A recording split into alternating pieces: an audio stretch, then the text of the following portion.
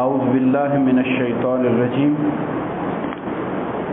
بسم اللہ الرحمن الرحیم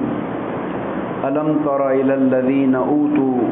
نصیبا من الکتاب صدق اللہ مولانا العظیم وبلغنا رسولہ النبی الکریم۔ محترم مکرم قابل صد احترام سامعین ذی احتشام،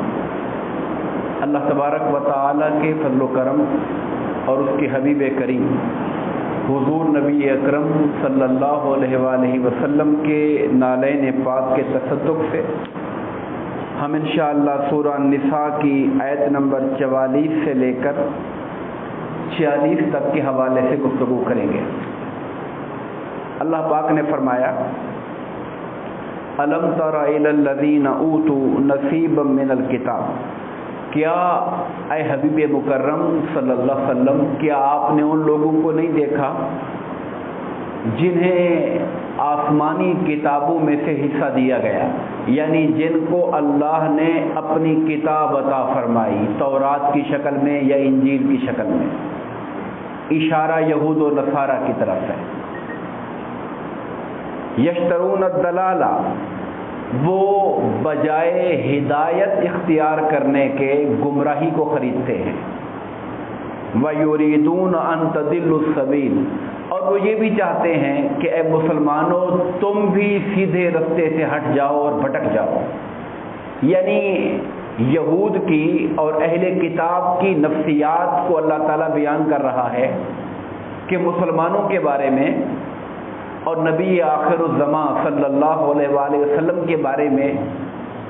اور اللہ کی اتاری گئی آخری کتاب قرآن مجید کے بارے میں ان کی ذہنی ساخت کیسی تھی، ان کی نفسیات کا عالم کیا تھا، کہ بجائے وہ اللہ تعالیٰ کی ہدایت کی آخری کتاب کو قبول کرنے کے اور سلسلہ نبوت کے جو خاتم ہیں آقا کریم ان کی نبوت کو قبول کرنے کے، انہوں نے گمراہی کو خرید لیا۔ اور یہ بات اس لیے بتائی جا رہی ہے کہ وہ ان پڑھ نہیں تھے، وہ کتاب والے تھے۔ ایک تو یہ جس کو پتہ نہیں، لا علمی میں انسان گمراہ ہو گیا، بھٹک گیا، جانتا نہیں ہے۔ یہ وہ لوگ ہیں جن کو کتاب دی گئی تھی، جن کو اللہ تعالیٰ نے نبوت اور وحی سے متعارف کروا رکھا تھا، جانتے تھے، پہچانتے تھے کہ اللہ کے نبیوں کا سلسلہ چل رہا ہے، اللہ اپنی وحی اتار رہا ہے، مگر پھر بھی انہوں نے ہدایت کی بجائے گمراہی کو اختیار کیا۔ اور صرف خود گمراہ رہنا قبول نہیں کیا، بلکہ جو راہ ہدایت پر چلنے والے لوگ تھے ان کو بھی ہٹانے کی کوششیں کرتے تھے کہ ان کے دلوں میں شک پیدا کر دیں، شبہ پیدا کر دیں، ان کے دلوں میں خیالات پیدا کر دیں اسلام کی حقانیت کے خلاف، تاکہ ان کا ایمان بھی ڈماڈول ہو جائے۔ یعنی پرلے درجے کی جو گمراہی ہے کہ بندہ خود بھی گمراہ ہو اور جانتے بوجھتے ہوئے دوسروں کو بھی گمراہ رکھنے کی کوشش کر رہا ہو، یہ نفسیات تھی اس قوم یہود کی۔ فرمایا واللہ اعلم باعدائکم، اے مسلمانوں اللہ تمہارے دشمنوں کو اچھی طرح جانتا ہے، کون تمہارے دشمن ہیں اللہ ان کو اچھی طرح جانتا ہے۔ وَكَفَى بِاللَّهِ وَلِيًّا، اور کافی ہے اللہ تمہارے لیے حمایتی مددگار کے طور پر۔ وَكَفَى بِاللَّهِ نَصِيرًا، اور اللہ کی مدد تمہارے لیے کافی ہے۔ دشمن جتنا چالاک ہے، دشمن جس قدر کایا ہے اور تمہیں نقصان پہنچانے کی کوشش کرتا ہے، مگر تم یاد رکھو کہ اللہ کی مدد اور اللہ کی حمایت تمہارے ساتھ ہے، لہذا تم اس پر پریشان مت ہو، تم اپنے دین کے ساتھ جڑے رہو۔ مسلمانوں کو یاد رکھیے، کافروں نے وہ نقصان نہیں پہنچایا، نہ وہ نقصان پہنچانے کی ہمت رکھتے ہیں۔ جو مسلمان خود اپنے دین سے اور قرآن و سنت سے بغاوت کر کے اور سرکشی کر کے نافرمانی کر کے دور ہو کر جو نقصان اٹھا رہے ہیں، وہ نقصان ہمیں کافر بھی نہیں پہنچا سکتے۔ اگر ہمارا تعلق اپنے ایمان کے ساتھ قرآن و حدیث کے ساتھ پختہ ہوتا اور ہم تعلیمات دین پر عمل کرنے والے ہوتے تو دنیا کی کوئی طاقت نقصان نہ پہنچا سکتی، کیونکہ اللہ فرما رہا ہے خدا کافی ہے تمہارے لیے مدد فرمانے والا۔ اس کے بعد فرمایا من الذین ہادو، پہلے اللہ نے اشارتاً کہا تھا کہ جن کو کتاب دی گئی،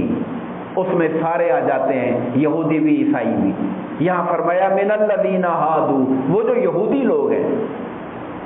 یحرفون الکلم عن مواضعہ، وہ اللہ تعالیٰ کے کلمات کو، اللہ کی باتوں کو اس کی کتاب کے اندر سے اپنی جگہوں سے پھیر دیتے ہیں۔ یعنی اللہ پاک نے جو خبریں دی نبی آخر الزمان صلی اللہ علیہ وسلم کے تشریف لانے کی، آقا کریم کے اخلاق مبارکہ کی،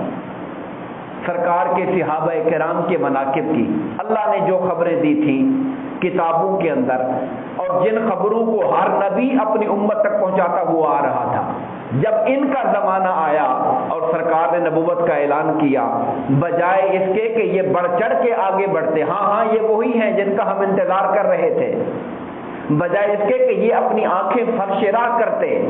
اور حضور کے دین کا جھنڈا اٹھا کے کھڑے ہو جاتے کہ ہم انبیاء کرام کے ورثے کو لے کر چل رہے ہیں، آپ اس ورثے کی آخری نشانی ہے، ہم آپ کے ساتھ کھڑے ہوں گے، بجائے اس کے لوگوں سے کہتے نہیں یہ وہ نہیں ہے، ہم نے چیک کیا ہے یہ وہ والے نہیں ہیں، یہ کوئی معاذ اللہ استغفر اللہ جھوٹے ہیں، کوئی اگر وہ سچے ہوتے تو ہم نہ ان کا ساتھ دیتے۔ اب ایک آدمی، اس کو آپ یوں سمجھیے، جس کی ساکھ، جس کی شہرت مذہبی ہو،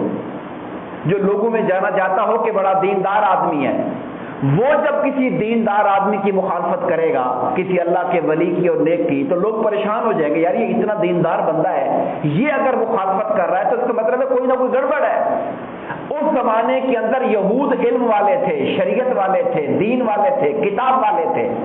سارے کے سارے لوگ ان سے رجوع کرتے تھے کہ یار یہ پڑھے لکھے لوگ ہیں، ان کے پاس کتاب ہے اللہ تعالیٰ کی۔ اب وہ کھڑے ہو کے کہتے ہیں نہیں یہ سارا جھوٹ ہے، فساد ہے، یہ وہ نہیں ہے، اور یہ انہوں نے ماننے سے انکار کر دیا۔ جتنا نقصان یہود پہنچا رہے تھے سرکار کے زمانے میں، اتنا کوئی اور نہیں پہنچا رہا تھا اسلام کو۔ نہ یہود لوگ ہیں، یہ اللہ کے کلمات کو، اللہ کی باتوں کو ان کی جگہوں سے ہٹا دیتے ہیں۔ وَيَقُولُونَ سَمِعْنَا وَعَصَيْنَا، اور جب آپ کی خدمت میں آتے ہیں، آپ ان کو سمجھاتے ہیں، آپ ان کو تبلیغ کرتے ہیں، تو یہ اوپر سے کہتے ہیں سمینا، ہم نے سن لیا، جیسے بندہ تابعداری کرتا ہے، جی ہم نے سن لی، اور دل میں کہتے ہیں وَعَصَيْنَا، ہم نے مانی کوئی نہیں آپ کی بات۔ یہ اللہ ہے جو دلوں کو جاننے والا ہے، اللہ پاک ان کے دلوں کی منظر کشی کر رہا ہے کہ یہ بارگاہ رسالت میں جاتے ہیں، ان کی سرکشی کا، ان کی بدبختی کا عالم دیکھیں، اللہ کا نبی ان کو سمجھاتا ہے اور وہ اوپر سے کہتے ہیں جی بالکل ٹھیک ہے، سن لی تھوڑی گل، سن لی آپ کی بات ہم نے، اور دل میں کہتے ہیں مننی کوئی نہیں تھوڑی گل، ماننی ہم نے کوئی نہیں۔ واسینا وقما غیر مسمع، آپ سنائیے بات کو اور آپ کی بات سنی نہ جائے، یعنی فائدہ شائدہ کوئی نہیں ہونا، آپ سناتے رہے ہم کو۔ یہ ان کی نفسیات تھی جسے میرا رب سینوں کے راز جاننے والا قرآن کے صفحات کے اوپر لکھ رہا ہے۔ اور پھر اب اس شخص کی، اس طبقے کی آپ نفسیات دیکھیے کہ وہ کتنا بڑا مکار آدمی ہے، اس کے دل میں کتنا رعونت بھری ہے، تکبر بھرا ہوا ہے کہ وہ سامنے سے آ کے کہتا ہے جی ٹھیک ہے، اور دل میں کہتا ہے کوئی نہیں ماننی ہم نے آپ کی بات۔ اور پھر اوپر سے وہ کہتے تھے وَرَائِنَا لَيَّمْ بِأَلْسِنَتِهِمْ، اور حضور کو کہتے تھے رائنا، اپنی زبانوں کو مروڑ کر، زبانوں کو مروڑ کر رائنا کہتے تھے۔ یہ رائنا کیا ہے مجھے نہیں معلوم، کہ پیچھے ہم نے اس کو ذکر کیا ہے، غالباً یہ آیت پہلے گزر چکی ہے، یا ایھا الذین آمنوا لا تقولوا رائنا، یہ پہلے گزر چکی ہے، اس پر بات ہو چکی ہے پہلے، میں اشارہ کیے دیتا ہوں۔ جب صحابہ کرام سرکار کی محفل میں بیٹھے ہوتے اور کسی بندے کو کوئی بات اگر سمجھ نہ آتی یا اس کا دھیان ہٹ جاتا اور وہ بات گزر جاتی، تو وہ کہتا تھا رائنا یا رسول اللہ، یا رسول اللہ صلی اللہ علیہ وسلم ذرا ہمارا خیال فرمائیے۔ رائنا کا معنی ہوتا ہے ہماری رعایت کریں، خیال کریں، ہمارا لحاظ فرما لیجئے، ہمیں سمجھ نہیں آئی ہمیں بتا دیجئے، وہ رائنا کہتے تھے۔ اب جو منافق اور یہودی اندر بیٹھے ہوتے تھے، رائنا ان کی زبان کے اندر اس کے دو معنی تھے، ایک تو رائی کہتے تھے چرواہے کو، رائی، اور ایک وہ رائی معاذ اللہ کہتے تھے، استغفر اللہ، نقل کفر نباشد، احمق اور بے وقوف کو۔ وہ نے دیکھا جب صحابہ کہتے ہیں رائنا، ہمارا خیال فرمائیے، تو اب میں کہتا ہوں کہ ان کی بدتینتی دیکھیں، ان کے دل کا بغض دیکھیں کہ جملے کو مروڑ کر یہی لفظ بولتے رائنا، اور صحابہ کرام جو سمجھنے والے تھے وہ سمجھ گئے کہ یہ کوئی گڑبڑ کر رہے ہیں، بدنیت ہے ان کے اندر۔ ان میں سے کسی ایک نے کہا او دشمنان خدا، یہ تم کیا لفظ بول رہے ہو؟ انہوں نے کہا ہم اکیلے تھوڑی بولتے ہیں، آپ بھی تو بولتے ہو۔ انہوں نے کہا نہیں، صحابہ بولتے ہیں اور معنی سے بولتے ہیں، تم اپنی زبان میں لفظ کو مروڑ کے بول رہے ہو، تمہاری دل میں بدنیتی ہے، تم معاذ اللہ حضور کو گالی دینا چاہتے ہو، سرکار کی شان میں گستاخی کرنے کی نیت سے بولتے ہو۔ رب کائنات نے بھی اس بات کی تائید کی اور مسلمانوں سے کہا مسلمانوں تم بھی رائے نہ کہنا چھوڑ دو، حالانکہ تمہاری نیت اچھی ہے، تم برے ارادے سے نہیں کہتے ہو، اس کا یہ معنی بھی ہے جو تم بولتے ہو، ٹھیک معنی ہے، مگر چونکہ اس لفظ کو مروڑ کر غلط معنی پیدا کیا جا رہا ہے، تو جس لفظ میں بے ادبی کا شک پیدا ہو جائے، احتمال پیدا ہو جائے، بے ادبی کا گمان پیدا ہو جائے، میرے حبیب کی بارگاہ میں وہ لفظ بولنا بھی چھوڑ دو تاکہ شک بھی پیدا نہ ہو سکے۔ تو کہا یہ جو یہود لوگ ہیں یہ زبانوں کو مروڑ کے رائے نہ کہتے تھے، وَطَعْنًا فِي الدِّينِ، دین میں میرے آقا کی ذات پہ تانا زنی کرتے ہوئے، وَلَوْ أَنَّهُمْ قَالُوا سَمِعْنَا، اگر یہ کہتے کہ ہم نے سن لی آپ کی بات کو، وَأَطَعْنَا، اور ہم دل و جان سے مانیں گے آپ کی بات کو، وَاسْمَعْ، آپ سنائیے، وَانظُرْنَا، ہمارے اوپر نگاہ کرم کیجئے، لَكَانَ خَيْرًا لَهُمْ، تو یہ ان کے لیے دنیا اور آخرت میں بہتری کا سامان پیدا کر دیتا۔ اگر یہ جھک جاتے اللہ کے رسول کے سامنے اور ان کی بات کو قبول کر لیتے دل و جان کے ساتھ اور ان کی بات پہ عمل کرتے تو فرمایا لَكَانَ خَيْرًا لَهُمْ، یہ ان کے لیے بہتر ہوتا۔ میں وہ آیت کریمہ پوری بتا دوں، اللہ نے کہا ایمان والو رائے نہ کہا کرو، اگر تمہیں ضرورت پڑ جائے کہنے کی، قُولُ انظُرْنَا، تم کہا کرو یا رسول اللہ نگاہ کرم فرمائیے، انظرنا، ہم پہ نظر کرم فرمائیے، واسمعوا،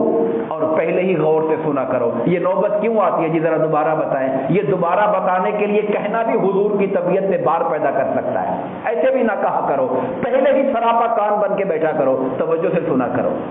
یہ کہنے کی بھی نوبت نہیں آنی چاہیے۔ اگر کہنا بھی پڑے تو کہا کرو انظرنا۔ یہ جو غلام کہتے ہیں یا رسول اللہ انظر حالنا، اے اللہ کے رسول ہمارے حال پہ نگاہ کرم فرمائیے، یہ قرآن کی اس آیت سے ماخوذ کیا گیا ہے۔ فرمایا وَلَٰكِن لَعْنَهُمُ اللَّهُ بِكُفْرِهِمْ، مگر انہوں نے جو حضور کا انکار کیا، آقا کی شان کا انکار کیا، فرمایا اللہ نے اس سبب ان پہ لعنت کر دی، اللہ نے رحمت سے دور کر دیا ان کو۔